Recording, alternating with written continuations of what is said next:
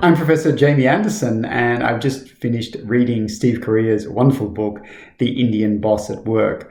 I've been visiting India for more than 2 decades, and I just wish that I'd had this book early on in that journey because, of course, it took me a while to work out that there is no one India, that this country with such an incredible range of cultures and religions and languages is one of the most diverse regions on the planet in which to work.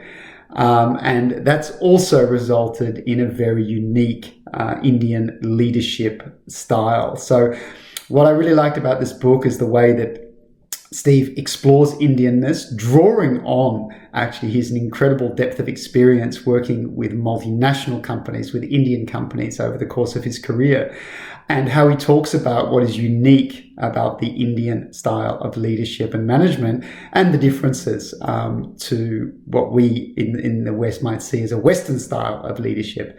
I also like very much how he doesn't argue that one style or another is superior. What he does talk about is the need for the emergence of kind of a hybrid leadership approach that brings the best of Indianness, of the unique attributes of Indian leadership, together with Western models and approaches. Also, what I think he nails very well is one aspect which I've noticed over the years that is very special about Indian leadership, and that's the way that Indian leaders do deal with complexity, with different contexts, and how they're able to cope and thrive in environments, I think, in which many Western leaders would struggle. He talks about that very well.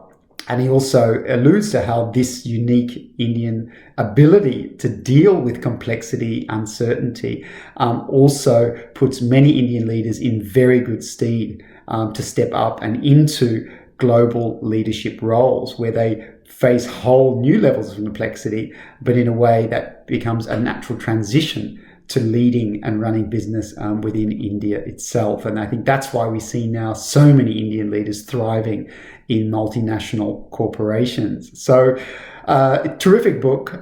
It's honest, it's thoughtful, it's very well researched. But as I said, I just wish I'd had access to this book 20 years ago. And I certainly do recommend any leader who's coming from countries, regions outside of India to read this book. It's a great insight to help you understand and work more effectively also with Indian colleagues and counterparts.